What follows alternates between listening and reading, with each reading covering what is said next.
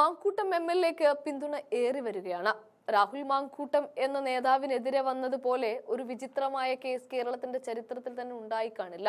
സംസ്ഥാനം ഭരിക്കുന്ന ഒരു സർക്കാരും അവരുടെ പോലീസും അവരുടെ സൈബർ ഗുണ്ടകളും എല്ലാം ചേർന്ന് ഒരു മനുഷ്യനെ നശിപ്പിക്കാൻ രാവും പകലും കഷ്ടപ്പെടുമ്പോൾ കേരളം ഒന്നടങ്കം ചേർത്തു നിർത്താൻ ശ്രമിക്കുന്നതാണ് മാങ്കൂട്ടം എംഎൽഎയുടെ വിജയം. തെറ്റുകൾ മനുഷ്യ സഹജമാണ് എന്നിരിക്കെ പരാതിയോ കേസോ വരുമ്പോഴാണ് അത് നിയമത്തിന് വിടുന്നത്.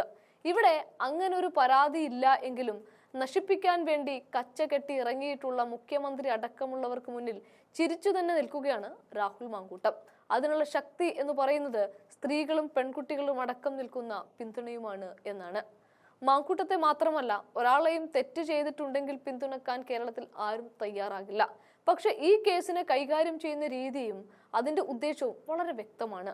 ജീവിതത്തിലെ ഏറ്റവും വലിയ അഭിമാനക്ഷതം വന്നു എന്ന് പറയുന്നതും നശിപ്പിച്ചു എന്ന് പറയുന്നതുമായ ഒരു കേസിൽ റിപ്പോർട്ടർ ചാനലിനാണോ പരാതി നൽകേണ്ടത്? അവർ ഊതിവീർപ്പിച്ച ഒരു കേസിൽ മാങ്കൂട്ടത്തെ തേജോവധം ചെയ്യാൻ ഇറങ്ങിത്തിരിക്കുന്നവർക്ക് മുഴുവൻ ഗൂഢലക്ഷ്യങ്ങളുണ്ട്. അവിടെയാണ് രാഹുലിനെ കേരളം ചേർത്തു പിടിക്കുന്നത്. പീഡനത്തിനെതിരായ പെൺകുട്ടിയെ താൻ കണ്ടു എന്നും അവൾ ഉരുകിത്തീരുന്നുവെന്നും ഒരു മാധ്യമപ്രവർത്തക പറഞ്ഞുകൊണ്ട് കോലാഹലമുണ്ടാക്കാൻ ശ്രമിച്ചതല്ലാതെ നിയമത്തിനു മുന്നിൽ കൊണ്ടുവരാൻ അവർക്കും കഴിഞ്ഞിട്ടില്ല.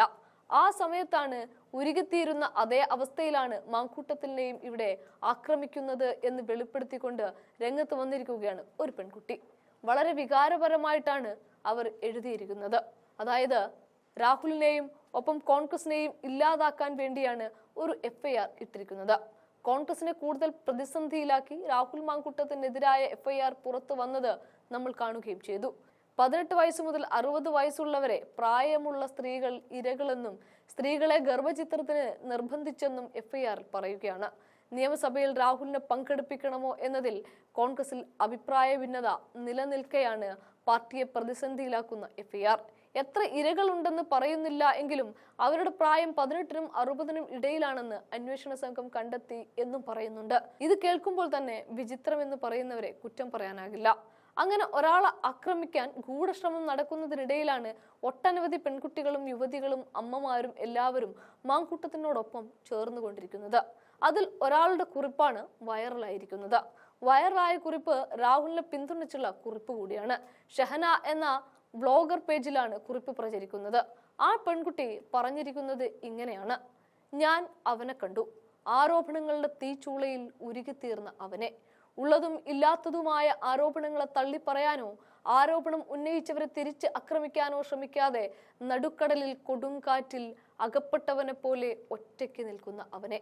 ഇത്രയും കാലം സകല ശത്രുക്കളിൽ നിന്നും ഉഷിരും ഉയിരും നൽകി പ്രസ്ഥാനത്തിനും പ്രവർത്തകർക്കും പ്രതിരോധം തീർത്ത അവൻ കാരണം തന്നെ ഈ പ്രസ്ഥാനവും പ്രവർത്തകരും പ്രതിരോധത്തിലാവുന്നതിന്റെ വലിയ ദുഃഖം തളം കെട്ടി നിൽക്കുന്ന മുഖമായി അവനെ കണ്ടു. ഒരു അധികാര സ്ഥാനവും ഇല്ലാതിരുന്ന കാലത്ത്, ഒരു ഉത്തരവാദിത്വവും ഇല്ലാതിരുന്ന സമയത്ത് അവൻ ചെയ്തു എന്ന് പറയപ്പെടുന്ന ആരോപണങ്ങളിൽ ഒരാൾ പോലും നിയമപരമായി ഇന്ന് ഈ സമയം വരെയും ഒരു പരാതിയും നേരിട്ട് അധികാരികൾക്ക് നൽകാതിരുന്നിട്ടും കൊടും കുറ്റവാളിയെ വേട്ടയാടുന്നത് പോലെ സകല മാധ്യമങ്ങളും TRPക്ക് വേണ്ടിയും ചില മാധ്യമങ്ങൾ പ്രത്യേക അജണ്ട നടപ്പിലാക്കുന്നതിന് വേണ്ടി വേട്ടയാടിയിട്ടും നിരന്തരം ശബ്ദമുയർത്തിയിരുന്ന അവൻ ശബ്ദമില്ലാത്തവനെ പോലെ നിൽക്കുന്നത് കണ്ടു. ഇടമുറിയാതെ അവന്റെ ശബ്ദം ഈ പ്രസ്ഥാനത്തിനായി തൊണ്ട പൊട്ടാമുറച്ച് ഉയർന്നിരുന്നു. ഇന്ന് അവനായി ശബ്ദമുയർത്താൻ ആരുമില്ലേ എന്ന ചോദ്യവും അവന്റെ മുഖത്ത് ഉള്ളതുപോലെ തോന്നി എന്നതാണ് ആ കുറിപ്പ്. സത്യത്തിൽ കേരളം ചോദിക്കുന്നതാണ് ആ മുഖത്തു നിന്നും ആ പെൺകുട്ടി വായിച്ചെടുത്തത്.